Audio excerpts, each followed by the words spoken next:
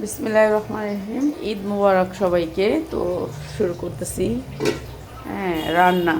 তো একটু ডিম রান্না করি, যেহেতু ঈদের দিন। তো আশা করবেন না, কেউ কোনো দিন আশা করলে অনেক কষ্ট পাইতে হয়। অনেক আশা করেছিলাম যে কোরবানি ঈদ করব। তো আল্লাহ বলছে যে তোমার রিজিকে নাই কিংবা কপালে নাই ঈদ করাটা। তো এই হচ্ছে ইয়া, যে আপনার কপালে থাকতে হবে সুখ। যদি আপনি চান যে আমি অনেক সুখ করব, যদি আপনার নসিবে না থাকে কখনো সুখ পাবেন না। মনে রাখতে হবে যে আপনার নসিবে আছে নাকি। আপনি ভাতটা আপনার প্লেটে বাড়ছে, তারপর আপনার খাওয়ার তৌফিক যদি আল্লাহ না দেয়, না দেওয়া পর্যন্ত আপনি খাইতে পারবেন না। এইটা হচ্ছে কিসমত, এর নাম হচ্ছে কিসমত। তো অনেক আশা করে মানুষ সব কিছুই করে। অনেক আশা করছিলাম যে আল্লাহ এই বছর অনেক ভালো করে ঈদ করব, কিন্তু ঈদের দিন সকালবেলা আমরা ছিলাম হসপিটালে। তাও আমার অনেক খারাপ লাগছে এটা, যে সকালবেলা আমি ছিলাম হৃদরোগে। তো ওইখানে হচ্ছে মানে আপনার 1 ঘন্টা পর পর একজন মারা যায়, 1 ঘন্টা পর পর একজন মারা যায়। তো ওইখানে দেখলাম যায়া যে আজকে দেখেন এই যে হাঁড়ি নামায় রাখছি, যে কুরবানি দিব, কুরবানির গোশত নিব, হাঁড়িতে করে রান্না করব। আজকে হাঁড়ি আছে কিন্তু গোশত নাই। এই যে খাবার, আজকের খাবার আলু ভাজি, বাসি তরকারি, এই সেই আর কি, ডাল, এই দেখছেন, এই হচ্ছে ঈদের দিনের খাবার। এই হচ্ছে জীবন। জীবন কখন যে কারে কোন জায়গা নিয়ে দাঁড়া করায় বলা যায় না। তো আমি মনে করছিলাম যে আমি সবচেয়ে ভাগ্য খারাপ মানুষটা। তো আল্লাহর কাছে সান্ত্বনা পাইয়া গেছি। আমি যখন বেরোয় আসতেছিলাম 12টা বাজে, সকালবেলা যখন ঢুকতেছিলাম তখন বাজে 7টা। তখন দেখলাম যে একটা ছেলে এত জোরে জোরে মা মা করে চিৎকার করতেছে, ও মা। হ্যাঁ, ওই চিৎকার শুনে মনে করছি যে আমি সবচেয়ে সুখী মানুষ, যে হয়তো বা আমার সবাই তো বাই চান্স এটুকুই। আলহামদুলিল্লাহ।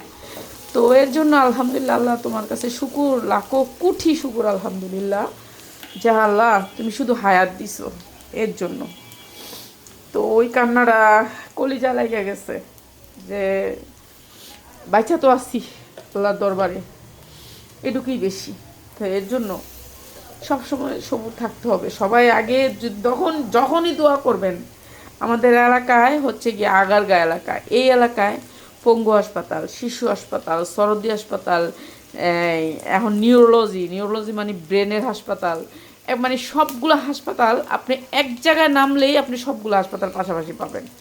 মনে করেন 10টা হাসপাতাল পাবেন এরিয়াকে এরিয়া, শুধু ওদিকে কোনো বাসা বাড়ি কিচ্ছু নাই এখানে, শুধু সরকারি জায়গার ভিতরে এই সরকারি হাসপাতালগুলা।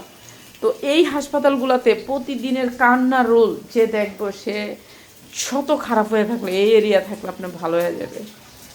তো মানে সে তার মৃত্যুর ভয় থাকবে, যে হ্যাঁ মরতে হবে, যাইতে হবে। এইটা হচ্ছে আজকে আমাদের ঈদ। তো ওই ছেলের কান্না দেখার পর থেকে আমি মনে করছি যে আমি সবচেয়ে সুখী ব্যক্তি। ছেলেটার কান্না হৃদয়ে ছুঁয়ে গেছে, হৃদয়ে। এখন আপনি ভিডিও করলেন না কেন? আপনি ভিডিও করতেন না। ওইসব সিন ভিডিও করে আমি ভাইরাল হইতে চাই না। কষ্ট কখনো ভিডিও করে মানুষ ভাইরাল হইতে চায়? সবাই চায়, আমি চাই না।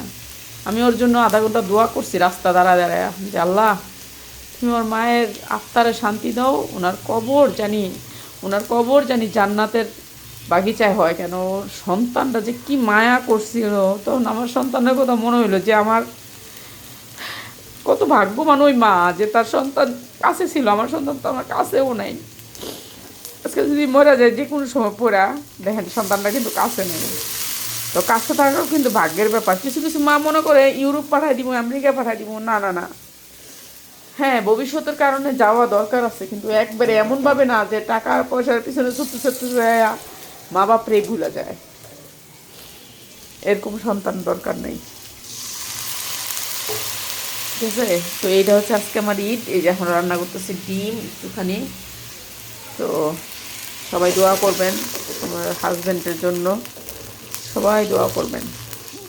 হাজব্যান্ডের জন্য ঈদ করি নেই, কিংবা কিছুই রান্না করি নেই, সেমাইও রান্না করি নেই, করবো ইনশাল্লাহ।